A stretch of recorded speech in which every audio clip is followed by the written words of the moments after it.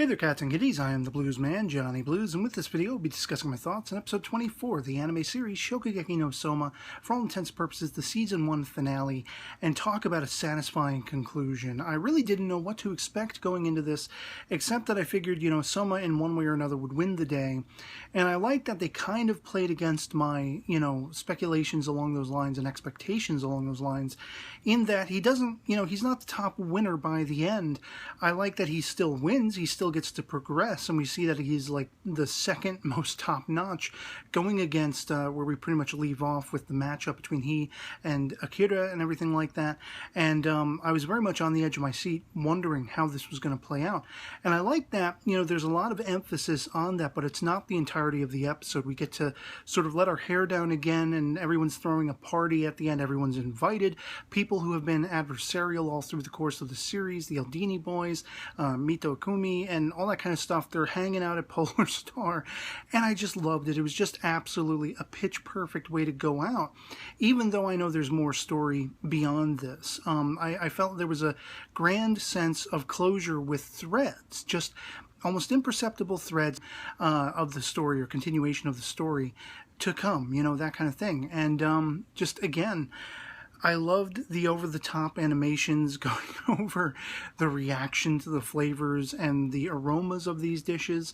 The fact that both Akira and Soma very much approached their dish in a similar means, very much, sort of emphasizing the aroma of the spices and the mixture. But Soma actually took it, 3 steps further in that he used his failures in the past. He ended up taking 2 of his dishes, putting them together in this sort of omelet, curry hybrid, that kind of situation, risotto and everything that he put into this. And he's learning from his mistakes. And I love the fact that, as we see the old lady from Polar Star and, such like that, talking to Arina, and Arina's going over in her mind everything Soma has said to her about learning from his failures. And, basically they call him a true-blooded sore loser in that he takes every account of his missteps, and he applies that to future dishes and meals and approaches to things to make himself better. He's actually actively aspiring to become better. And I love that we call back at the start of this episode to that being sort of in the formation, or at least the foundation of the relationship between Soma and his father, calling back on that, knowing that he's giving it his all because he and his father have such a relationship where they're adversarial, but, we see that there is a level of nurturing there on Soma's father's side as well, Juichiro. I absolutely love their relationship. I love that that is the impetus behind Soma wanting to better himself at the foundation of it, but also through the course of this journey. He's met many people he's gone up against, and when he has taken a misstep, when he has miscalculated, he's all the better for it because he knows not to beat himself up over, not to give in, not to give up, not to just flounder in the face of failure, but rather turn it on its ear and apply that to the next time. Learn the lesson and take steps forward. And he uses mango to flavor it and everything. And I love, as the judges have basically given their scores, and we see that Group A has, sort of slided up to being Akira, Soma, Ryo, and Marui.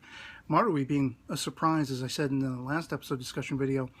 But I love that when it comes down to it, the judges panel are starting to almost come to fisticuffs because they're arguing over which one was better, Soma's or Akira's.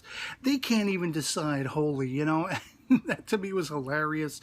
They're losing their minds over it. Some of them are pro-Soma, some of them are pro-Akira and all this kind of stuff. And even Jun, even, sort of the reason why Akira is even doing any of this, at least that's what he says to Sentawada, the, female judge, that he's doing this all for Jun. Even she has to admit that Soma really, sort of rose to that challenge and everything. And it's, that's the way it is. That's the way the cookie crumbles. They were well matched in this particular, sort of showdown. And that to me is just absolutely awesome and hilarious. Of course, the party afterward was my favorite part of this episode because you see like Mito incredulous at Satoshi walking around in nothing but an apron, and then he lets go the apron. He's got the swim trunks, the Speedos, and it's like, man, still seeing too much of you, pal. And I love how you see the 2 Eldini boys are like trying to keep eye contact, but they keep looking down at his flexing butt and everything. It's just absolutely hilarious. I absolutely loved Megumi's reflecting on all that she's accomplished, and we actually get to see Hojo, who's been very standoffish, Hojo Jello, as I called her a couple episodes back now, because they really emphasized the jiggly jello, But in any case, I love that she approaches Megumi after Megumi has this success. She's the fourth of Group B. We have Alice, Sasako, Takumi, and Megumi, respectively, but Hojo has to come up to Megumi and acknowledge, I had you wrong. You actually you wield this prowess that was unexpected of me. And Megumi, she gets much deserved props for that. She's very much sort of the B character. If you have to focus on Soma as being the A character of the series, Megumi is definitely right up there with him as far as being on a journey, having skills, and in her case, not having the sort of unabashed bravado that Soma does. She's more the rest of us, when we have skills, we sometimes doubt them, but, we can accomplish things if we set our mind to it. And she's very much, throughout the course of this series, that's her sort of story arc. And I just love that Hojo as a character who seemed very standoffish and bitchy, for lack of a better term, came to make amends, and they left that relationship sort of amicably. And she said, even taking it a step further, trouble in the future, call on me, I'll back you. I love that. And again, Erina's just, she was completely won over by the aroma of Soma's dish. We see her sort of cowering in the office when Alice is trying to hang out with her. She's trying to get Rio to agree with it. He doesn't care. He's like, it's not his business. And they basically send Alice and Rio packing. But Erina, of course, congratulates Hisako. And I love that when she's by herself, she's cowering in the corner because she's actually brought to her knees with the prowess of, that Soma has brought into this dish. Even from up in that, enclosed room, she could smell the aroma wafting, and it entices her, and she's like completely ticked off. She's completely in denial. Sundere true to form. She uses that more so to turn scathing eye toward him. Whereas, conversely, one of my favorite aspects, as I was touching upon in the previous episode discussion video, and I think I've talked about it a couple of times through the course of this series, I absolutely love Mito's sort of now bending toward being pro-Soma. They were very adversarial. She didn't like him from right off the bat. She's got guys calling her by the nickname that he uses, and now she's like, only he can, she doesn't even actually come out and say it, but only he can call her that. She's really warmed to him. He's become, in her mind, somebody she can champion. She's very impressed by him. I love that he has effectively won her over to his side, and she'll be championing him when they move on. Eventually, whether we'll be getting a season 2, I don't know as of the time of this recording, if we will be, or if we'll have to strictly jump over to the manga and see how this plays out. It's already played out to a point, as far as I understand, but it's still ongoing. And it's going to be something I'm definitely highly curious and chomping at the bit to consider doing, jumping into the manga, that is to say, from where the story leaves off with this particular finale. But I am going to wait a little bit to see if we get any announcements about a second season or something along those lines, because I would love to see this continue in anime format. I just feel like, even without having read the manga, being a sort of light manga reader from time to time, I just feel like the anime has been able to do much more as far as communicating the, sort of excitement and the tension and all these different things, the way they spend time, over-embellishing the reactions to the flavors of things in these dream sequences. Everybody ended up naked, whatever.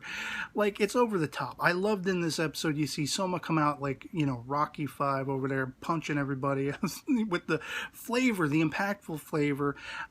Just absolutely hilarious was that. And I feel like it's going to be funny to see it on the page, no doubt, I'm sure, but without all the sound effects, without the voice acting, without the embellishments and the motion of the animation, I don't feel like it's going to be as weighty as the anime series was. And, for finale, for a series as a whole, Shokugeki no Soma has been just absolutely balls to the wall entertaining. I don't think they had one episode where I felt maybe one out of 24 where I felt slightly dissatisfied, like it didn't match up with the rest of the excitement every other episode, and has kept me on the edge of my seat every other episode. I mean, every single episode of this series did that. And I love the characters. I love Soma. I love championing him. I love Megumi. I like championing her. I am, enamored with the sort of group, the populace, if you will, of this series with all these background characters. How we had some that were in focus in the first half of the series that have gone on and disappeared, or are much more in the background. We have new characters that have come to the fore, and it's just an awesome series all around. It was balls to the wall, hilarious every step of the way. The excitement, the tension, all of those things just kept me attuned, kept me wanting to watch. And no better sort of soliloquy can you have for a series if by the end of an episode you just can't wait to see the next one, and you can look back fondly on it, that it was every step of the way, just gave you everything you wanted and more, or maybe even things you didn't expect. And that's what this finale gave me, something I didn't expect but was very happily surprised for the ending. And as I say, we're left with Group A.